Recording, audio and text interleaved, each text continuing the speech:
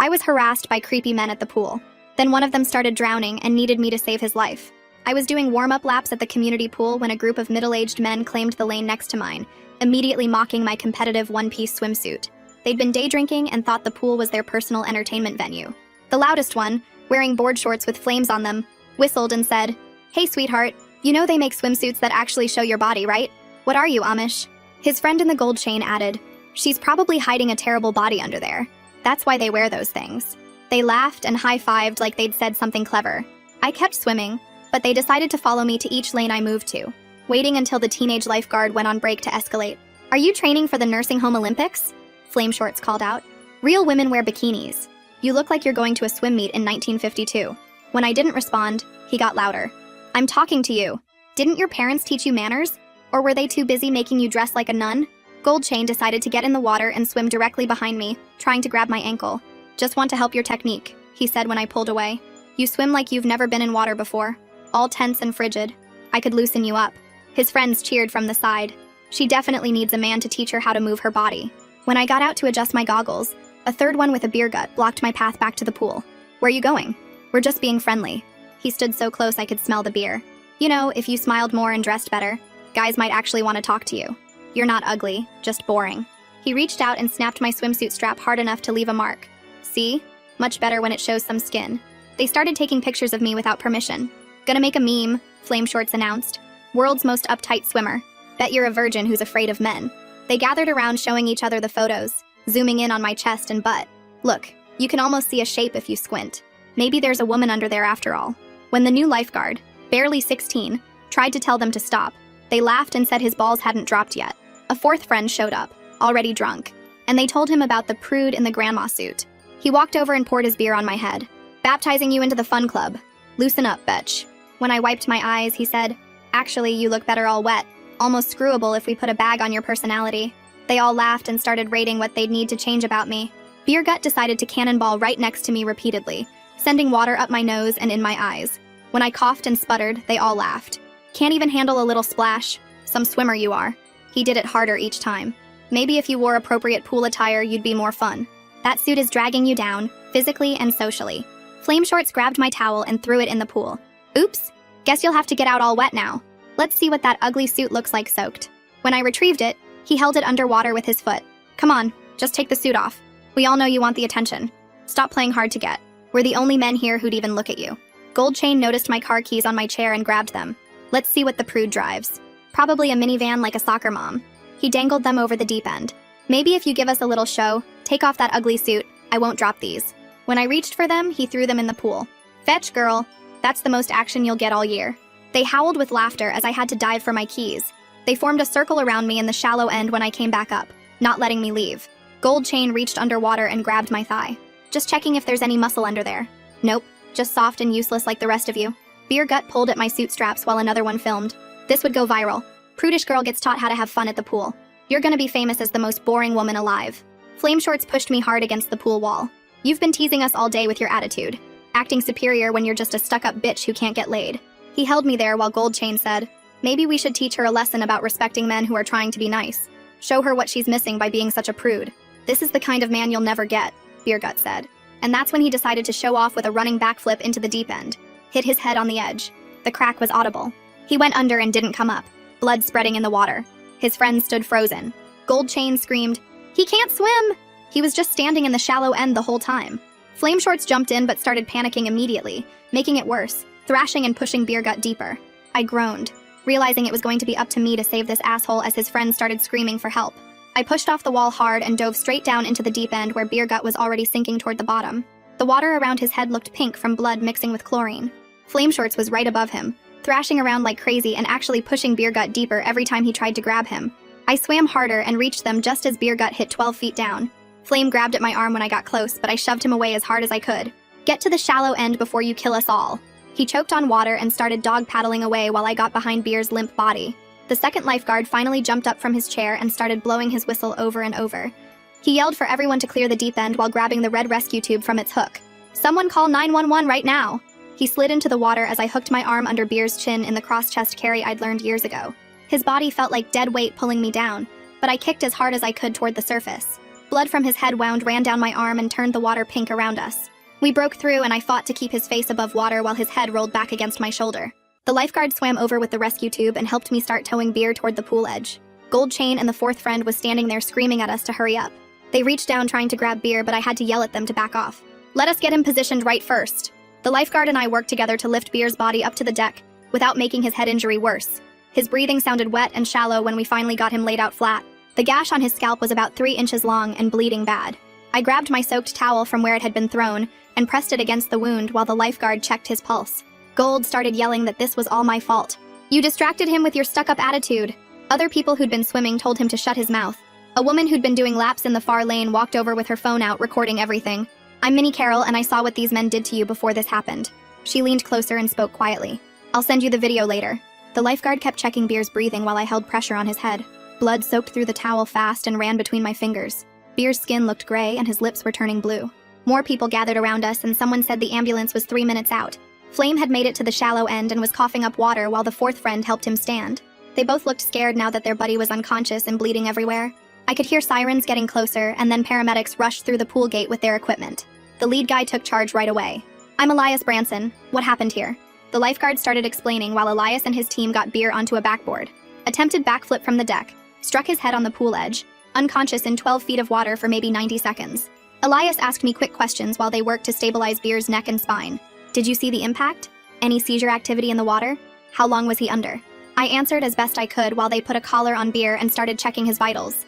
My hands were shaking now and I noticed the red marks on my arms where Gold had grabbed me earlier. The chlorine made them sting bad.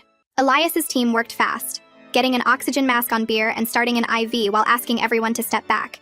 They lifted the backboard onto their gurney and started wheeling him toward the ambulance. Flame tried to follow, but Elias told him firmly to stay back. We need space to work. You can follow to the hospital in your own vehicle. The pool manager showed up looking stressed and started talking to his staff about collecting everyone's information. I sat down on a bench because my legs felt weak all of a sudden. Minnie sat next to me and showed me her phone screen. I got the Beer pouring and some of the grabbing on video. The audio is pretty clear too. She gave me her number so she could send the files later. Other witnesses were giving their contact info to the pool staff while Gold and the fourth friend huddled together near the fence. They kept looking over at me and whispering to each other. The teenage lifeguard who'd gone on break earlier came running back and his face went white when he saw all the blood on the deck. The second lifeguard filled him in on what happened while the manager started reviewing something on his phone, probably security footage.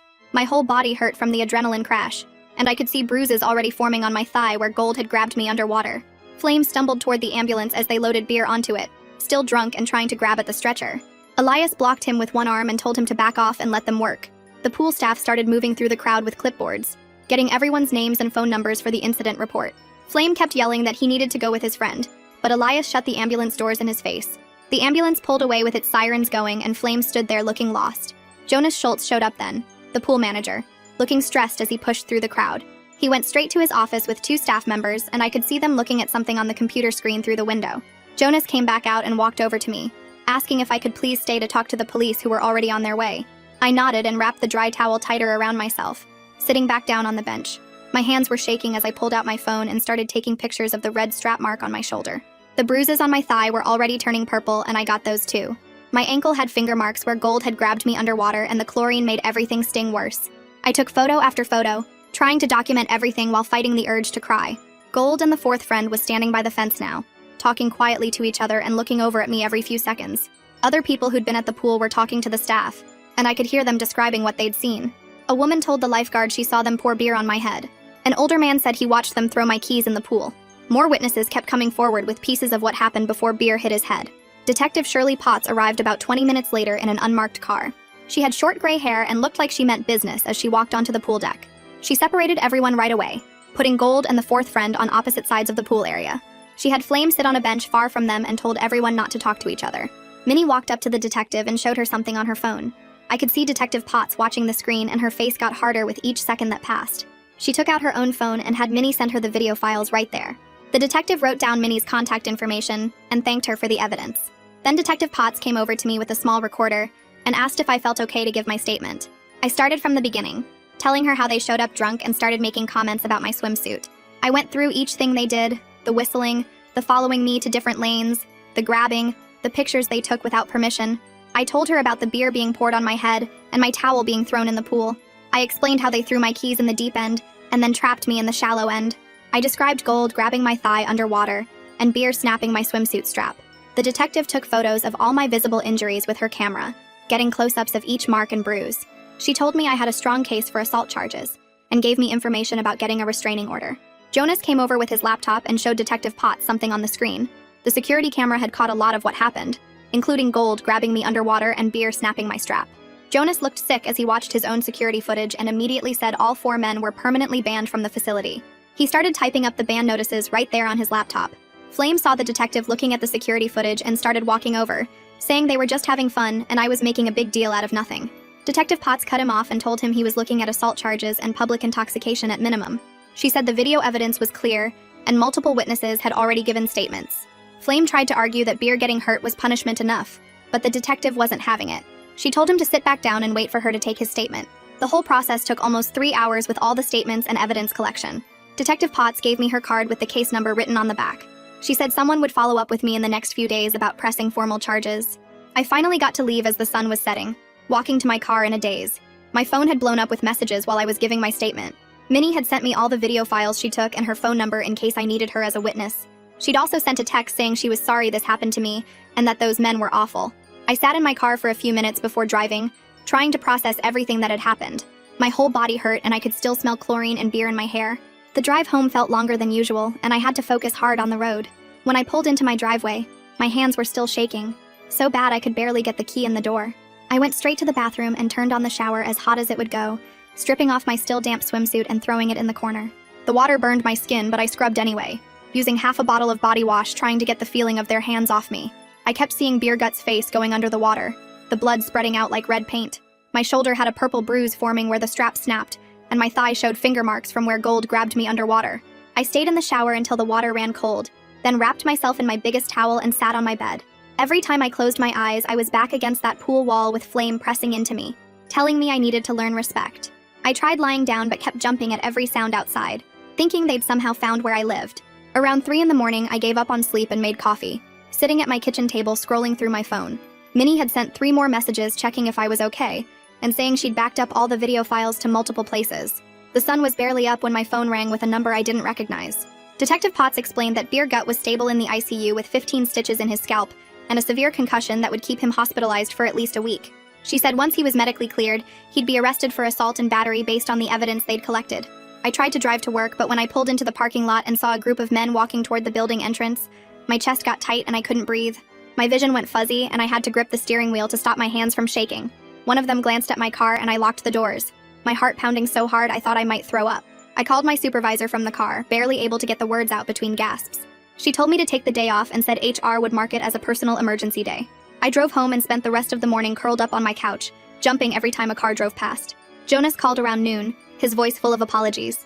He said the pool was offering to pay for counseling sessions with a trauma specialist they worked with for these situations. He explained they were reviewing all their safety protocols and wanted my input on what changes would help people feel safer. He kept saying how sorry he was that his staff hadn't protected me better. That afternoon, I tried to eat something but ended up just pushing food around my plate. My phone buzzed with a text from my mom asking if I'd seen the local news website. Someone had posted Minnie's video with my face blurred out, but you could still hear everything the men were saying. The article had over 300 comments already. Most people were supportive, saying those men deserved worse than what they got, but some trolls were saying I was asking for trouble by swimming alone. One comment said if I'd worn a normal bikini like other women, they wouldn't have bothered me. I closed the browser and turned off my phone. The next day, I forced myself to leave the house for a meeting with a victim advocate at the courthouse. She was an older woman with kind eyes who walked me through everything that would happen next. She helped me fill out paperwork for emergency protective orders against all 4 men, explaining that the orders would keep them from coming within 100 yards of me. She warned that the whole legal process could take months, maybe even a year if it went to trial. She gave me a folder full of resources for assault survivors and her direct phone number. 3 days passed in a blur of not sleeping and barely eating. I was at the grocery store trying to remember what normal people bought for food when someone called my name. 4th friend was standing by the produce section, looking smaller without his drunk friends around him. He started walking toward me saying he needed to talk, that this was all a misunderstanding. I backed away and told him he was violating the protective order. He kept coming, saying I was ruining their lives over nothing, that Beer could have died because of me. I ran to customer service and told them a man with a restraining order was following me. The security guard walked over and 4th friend tried to explain he just wanted to apologize, but the guard wasn't having it. He escorted 4th friend out while I gave a statement to the manager. The victim advocate called me that night to say 4th friend had been arrested for violating the order and would spend at least one night in jail. The therapist's office smelled like vanilla candles and had those white noise machines that were supposed to be calming. She specialized in assault trauma and spent our first session just letting me talk about what happened. When I mentioned saving Beer Gut, she helped me understand that my actions didn't mean I forgave him or that what he did was okay. She explained that I acted on instinct and training, not because he deserved saving. We scheduled twice-weekly sessions and she gave me exercises to help with the panic attacks. Detective Potts called a few days later with news that made my stomach drop in a different way. 2 other women had filed reports about the same group of men at different pools around the county. One woman said Flame had grabbed her chest while she was swimming laps, and another said Gold had followed her to her car making threats. The detective said their pattern of behavior would strengthen the case significantly. She was working with the prosecutor's office to consolidate the charges. The prosecutor called the next morning to discuss the charges they were filing. Beer Gut would face felony assault and battery charges because of the severity of the attack, and the head injury he caused himself didn't change that. Gold's underwater grabbing qualified as sexual battery, which meant he'd have to register as a sex offender if convicted. Flame and fourth friend would get misdemeanor assault charges but could face jail time. The prosecutor said with the video evidence and multiple victims, they had a strong case. 2 weeks after that call, I stood outside the pool gates with my swim bag feeling like it weighed 100 pounds. My hands shook as I pushed through the entrance during senior swim hours when Jonas promised it would be quiet. The chlorine smell hit me and my stomach turned, but I kept walking toward the locker room. 3 older women were already swimming slow laps in the far lanes, and a staff member I didn't recognize stood by the shallow end watching. Jonas appeared from his office and walked over without saying anything, just nodded and pointed to lane 4 where he'd personally put up new lane dividers. I changed into my suit in a bathroom stall instead of the open area and had to sit on the bench for 5 minutes before I could make myself walk out to the pool deck. The water looked different somehow. Darker maybe, and I kept seeing that cloud of blood even though the pool had been drained and cleaned twice since then. I got in slowly at the shallow end instead of diving and started with easy breaststroke, counting each stroke to keep my mind focused. After 10 laps, my breathing got tight and I had to stop, gripping the wall while Jonas pretended not to watch from his chair. I managed 5 more laps before the shaking got too bad and climbed out, but at least I'd gotten back in the water. That same afternoon, my phone rang with a blocked number, and when I answered, a woman's voice said she was Flame's wife and needed to talk to me about dropping the charges. She said they had 3 kids and he'd lose his job if this went to trial, that I was destroying their whole family over a misunderstanding. My victim advocate had warned me this might happen and told me to hang up immediately and document the call. I texted the advocate right away and she called back within minutes, saying she'd handle the response through proper legal channels. She sent a formal letter to Flame's lawyer, making it clear that any further contact attempts would be considered witness intimidation. The lawyer wrote back claiming his client's wife had acted without his knowledge, but we all knew that was garbage. A month crawled by with nightmares and therapy sessions before the preliminary hearing date arrived at the courthouse downtown. I wore my only business suit and sat in the hallway watching other cases go in and out while my stomach churned. When they called our case number, I walked into the courtroom and saw all 4 of them sitting at the defense table in their cheap suits. My whole body started shaking and I had to grab the witness chair arms to steady myself as I sat down. The prosecutor asked me to describe what happened that day at the pool in my own words. I talked for 20 minutes about the harassment and assault, having to stop twice when my voice cracked. Minnie testified next, playing her video for the judge and explaining what she saw from her lane. 3 other witnesses also took the stand, including the teenage lifeguard who admitted he should have done more to stop them. Beer Gut's lawyer stood up and argued that his client's head injury was punishment enough for any wrongdoing. He claimed Beer had suffered permanent damage and would need months of rehabilitation just to return to normal life. The judge looked at him over her glasses and said, "Head injuries don't erase assault charges, especially with video evidence this clear." She reviewed the footage on her laptop, her face getting harder with each replay of them grabbing me. The defense tried arguing it was just horseplay between adults, but the judge shut that down fast. She bound all 4 defendants over for trial on their various charges and maintained the restraining orders. After the hearing, I started going to the pool at different times, never the same schedule twice in a row. Early morning one day, late evening the next, trying to rebuild my comfort in the water. Some of the regular swimmers recognized me from the news coverage and would nod quietly or swim in the lane next to mine without talking. One older man always made sure to be there when I swam. Never said anything, but I knew he was keeping watch. A woman who swam Masters workouts told me she was proud of me for coming back and not letting them take swimming away from me. These small gestures helped more than any of them probably realized. 2 months into the legal process, Gold's lawyer called the prosecutor to discuss a plea deal. He wanted to avoid trial and the publicity that would come with it, especially the sex offender registration requirement. After 3 days of negotiations, he agreed to plead guilty to sexual battery in exchange for no jail time. He got 2 years probation, mandatory counseling, and had to register as a sex offender for 10 years. The prosecutor called to explain why she accepted the deal, saying it guaranteed a conviction without putting me through a trial. I understood, but still felt sick thinking about him walking free even with the registration requirement. Meanwhile, Jonas had been working with the pool's board of directors on new safety policies based on our case. They installed emergency call buttons at each lane that connected directly to the manager's office and local police. Staff training now included mandatory sessions on recognizing and stopping harassment before it escalated. They posted new signs about zero tolerance for inappropriate behavior, with specific examples of what wasn't allowed. Jonas named the new policies after the case number instead of using my name, which I appreciated since I just wanted to swim without being known as that woman from that incident. Fourth friend's plea deal came through the following week after his lawyer realized the case against him was solid.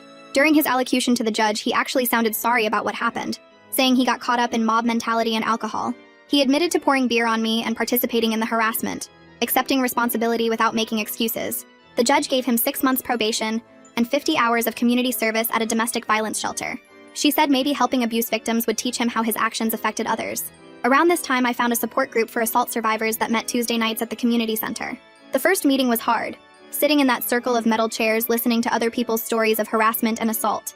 But hearing how they survived and fought back through the legal system made me feel less alone in this mess. One woman had been through 3 trials before getting justice, and she became my unofficial mentor in navigating the system. We'd get coffee after meetings, and she'd remind me that healing wasn't linear, and bad days didn't mean I was weak. Beer Gut refused all plea deals because he insisted he'd done nothing wrong, and the head injury was my fault for not saving him fast enough. His lawyer filed motion after motion trying to get the charges dropped or reduced, but the judge denied them all. The trial date got set for 3 months out, and the prosecutor started preparing me for what would be another round of testimony. She had the video enhanced and got medical experts to testify about the difference between his self-inflicted injury and the assault injuries I sustained. Beer's defense strategy seemed to be blaming alcohol and claiming he couldn't remember anything, which fell apart when the prosecutor showed the video of him very deliberately snapping my swimsuit strap and cornering me in the pool. 3 weeks later, I walked into the courtroom for Beer Gut's trial, wearing the same dark suit I'd worn to every hearing. My hands steady this time as I took the witness stand. The prosecutor had me walk through the harassment again, but this time I didn't shake when I described Beer Gut pulling at my suit straps or how he'd cornered me in the pool before his stupid backflip attempt. She showed the jury the enhanced video frame by frame, pointing out how he deliberately grabbed me underwater and snapped my swimsuit hard enough to leave the mark that was documented in my medical records. Beer Gut sat there in his cheap suit trying to look sorry, but I could see him rolling his eyes when his lawyer thought the jury wasn't watching. The prosecutor brought up the other women who'd filed complaints about him at different pools over the past 5 years, establishing a clear pattern even though his lawyer objected constantly. When the defense tried to argue that his head injury was punishment enough, the prosecutor showed medical records proving his concussion had fully healed within 6 weeks, while my therapy bills were still mounting. The jury took less than 2 hours to come back with guilty verdicts on assault and battery charges. The judge didn't buy Beer Gut's sudden remorse act during sentencing, giving him 6 months in county jail plus 2 years probation, and ordering him to pay all my therapy costs, which were already over $8,000. Flame Short's trial started the following month, and by then, his tough guy act had completely disappeared since his buddies had all testified against him to get lighter sentences. His wife had divorced him, and his employer fired him after the video went viral locally, so he showed up looking defeated before testimony even started. The prosecutor played the audio from Minnie's video where he called me those awful names and pushed me against the pool wall, and 3 other witnesses testified about seeing him throw my towel in the water and hold it down with his foot. His own lawyer convinced him to change his plea to guilty on the second day when it became clear the jury hated him, especially after they heard how he'd been the ringleader who encouraged the others to escalate. The judge gave him 4 months in jail and mandatory anger management classes, specifically stating that his harassment created the environment where the others felt empowered to assault me. With all 4 convicted, I finally felt safe enough to go back to the pool during regular hours instead of just senior swim times, though I still checked the parking lot for their cars out of habit. Jonas had the staff put up my photo in the office so all the lifeguards and desk workers knew to watch out for me, and the regulars started nodding at me in solidarity, which helped more than they knew. The victim advocate called to ask if I'd volunteer with their office since they needed people who understood the court process firsthand, and I started spending Tuesday evenings helping other assault survivors fill out paperwork and understand what to expect at hearings. 6 months after that awful day, I signed up for a master's swim meet at the aquatic center across town, my first competition since the assault. My times in practice were still slower than before, and I'd gained weight from the stress, but I needed to prove to myself that they hadn't taken swimming away from me. The morning of the meet, I threw up from nerves but still showed up and swam my events, finishing middle of the pack in freestyle but somehow winning my age group in backstroke. Minnie showed up to cheer me on, bringing homemade cookies and a sign that said, "Survivor Strong," which made me cry before my last event. We started meeting for coffee every few weeks after that, and she told me how proud she was that I'd fought for justice instead of letting them get away with it. She said sharing that video was the easiest decision she'd ever made because she knew what it was like to be harassed and have nobody stand up for you. Through Jonas, the teenage lifeguard who'd gone on break sent an apology saying he felt terrible about leaving when things got bad and asked if I blamed him. I had Jonas tell him the grown men were responsible for their own choices, and a 16-year-old kid shouldn't have to deal with drunk adults anyway, Plus, he'd tried to help when he came back, and that counted for something. At the swim meet 6 months later, I touched the wall after the 100-meter freestyle and looked up at the clock to see I'd finally beaten my pre-assault time. Standing on the pool deck getting my little plastic medal for winning my age group, I felt something shift back into place inside me. My body was mine again. Every stroke I took in the water was my choice. And those men were behind bars or doing community service while I was here swimming faster than before. The water didn't care about what happened to me or what I'd survived. It just held me up the same as always. And that's all I needed to keep moving forward. Detective Potts called me at work 2 weeks after the swim meet with news that made me sit down hard in my desk chair. She explained that our case files had been shared with other departments, and 3 more women had filed reports about similar pool harassment. The prosecutor was using our case as the main example because we had the strongest evidence and most witnesses. I took notes while she talked about how the other cases were moving forward now that there was a pattern to show. My boss walked by and saw me crying at my desk and mouthed to ask if I was okay. I nodded and wiped my face while Detective Potts told me the investigation was expanding to include other public pools in the county. She said my willingness to pursue charges had opened doors for other victims who thought nobody would believe them. After the call, I went to the bathroom and splashed cold water on my face before returning to finish the quarterly reports. My boss called me into her office an hour later and closed the door behind us. She sat on the edge of her desk and told me she'd been watching how I handled everything since the assault. She said my determination to keep working while dealing with court dates and therapy showed real strength. Then she slid a folder across the desk with a promotion offer inside. Senior analyst position with a 20% raise and my own team to manage. She mentioned that seeing me stand up for myself had inspired other women in the office to report their own harassment issues. I signed the paperwork right there, and she hugged me before I left her office.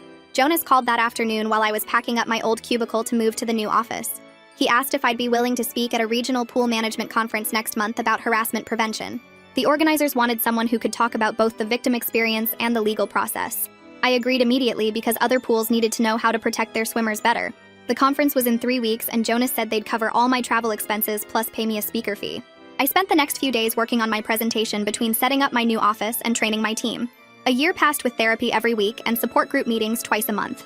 At the group's summer picnic, I met someone whose sister had been assaulted at a gym. He understood why I sometimes flinched when men got too close at the pool. We started going for coffee after meetings and then actual dates where we talked about everything except our trauma. He never pushed for physical contact and always asked before touching me, even just to hold hands. 6 months into dating, we went swimming together for the first time at a different pool across town. I had a panic attack in the parking lot, but he sat with me until my breathing slowed down. We made it into the water, and I managed 10 laps before needing to get out. He celebrated those 10 laps like I'd won an Olympic medal and bought me ice cream after. Some days were harder than others, and I'd have to leave the pool early when groups of men got too loud. He never made me feel weak for struggling or suggested I should be over it by now. Instead, he'd research new pools we could try or find lap swim times when it would be less crowded. The triathlon had been on my bucket list for years, but I never felt ready until my therapist suggested setting a concrete goal. I signed up for a sprint distance race 6 months out and started training slowly. Running was easy, but getting back in open water for the swim portion took weeks of practice.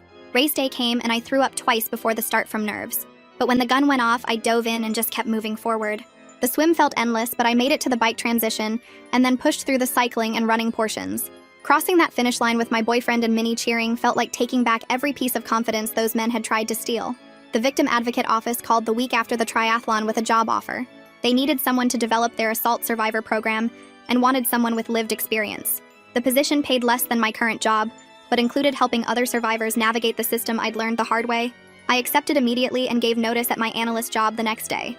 My boss understood and said she was proud of me for choosing purpose over pay. Now I swim every morning at 6 when the pool opens and the lanes are mostly empty except for serious swimmers. I help 3 to 5 assault survivors each week with paperwork and court preparation. My boyfriend and I moved in together and he installed extra locks on all the doors without me having to ask. Life isn't perfect because I still have bad days where I can't get in the water at all. But it's good in ways I didn't think were possible when I was trapped against that pool wall. The men who hurt me are living with their criminal records while I'm living with purpose and surrounded by people who actually care about my safety. Well folks, that's gonna wrap it up for today. Hope you had fun just wondering about stuff with me for a bit. Until we cross paths again, if you made it to the end, drop a comment. I love reading all your comments.